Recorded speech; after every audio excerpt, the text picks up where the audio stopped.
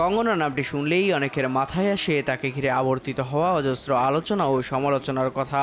সম্প্রতি তিনি আলোচনায় ছিলেন নির্বাচন ও এয়ারপোর্টের চরকাণ্ড নিয়ে। সে যাই হোক, অভিনেত্রী ও সদ্য নির্বাচিত সাংসদ এবার আলোচনায় তার নতুন সিনেমাকে ঘিরে। ভারতের ইতিহাসের অন্যতম জনপ্রিয় প্রধানমন্ত্রী ইন্দিরা গান্ধী, আর তাকে নিয়ে নির্মিত হয়েছে এমার্জেন্সি নামের নতুন সিনেমা। সেই সিনেমায় কঙ্গনাকে দর্শকরা ইন্দিরা গান্ধী রূপে দেখতে পাবেন।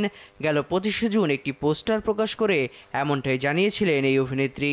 সেই পোস্টারে দেখা যায় কাঁচা পাকা চুলে চশমা চোখে কঙ্গনা, ক্যামেরা থেকে দৃষ্টি সরিয়ে রেখেছেন তিনি।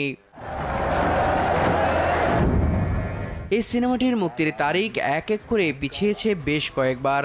শেষ অবধি চলতি বছরের 6 সেপ্টেম্বর সিনেমাটি মুক্তি পাবার কথা রয়েছে। সিনেমাটিতে তিনি যে শুধু অভিনেত্রী হয়েছেন এমনটিও কিন্তু নয়, অভিনয়ের পাশাপাশি এমার্জেন্সির পরিচালক ও প্রযোজকও তিনি। এদিকে ভারতের স্বাধীনতা দিবসের আগের দিন 14ই আগস্ট মুক্তি পেয়েছে সিনেমাটির ট্রেলারে দেখানো হয়েছে রাজনীতিতে পা রাখার পর বাবা তথা প্রধানমন্ত্রী জওহরলাল নেহরুর সঙ্গে ইন্দিরার সম্পর্ক, কেমনভাবে বোবা পুতুলের তকমা ছেড়ে ধীরে ধীরে রাজনীতির রাশ নিজের হাতে তুলে নেন ইন্দিরা।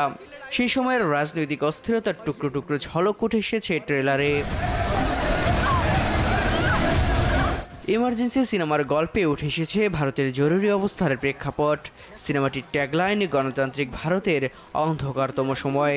1975 সালের জুন মাসে ভারতে জরুরি অবস্থার ঘোষণা করেছিলেন প্রধানমন্ত্রী ইন্দিরা গান্ধী। একটানা 21 মাস দেশে জরুরি অবস্থা জারি ছিল। সেই বিতর্কিত অধ্যায়ই এবার রূপালী পর্দায়।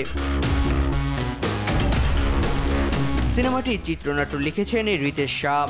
কঙ্গনা ছাড়াও আরও অভিনয় করেছেন অনুপম খের, মিলিন্দ সুমন, মহিমা চৌধুরী, প্রয়াত অভিনেতা সতীশ কৌশিক সহ আরও অনেকে। এদিকে এর আগেও রাজনীতিবিদের চরিত্রে দর্শকরা কঙ্গনাকে দেখতে পেয়েছিলেন। অভিনেত্রী থেকে দক্ষিণ ভারতের প্রভাবশালী রাজনীতিবিদ হয়ে যাওয়া জয়ললিতার জীবন নিয়ে তৈরি হওয়া থালাইভি সিনেমায় জয়ললিতার ভূমিকায় অভিনয় করেছিলেন কঙ্গনা। দেব রায় দীপ্ত, দেশ টিভি।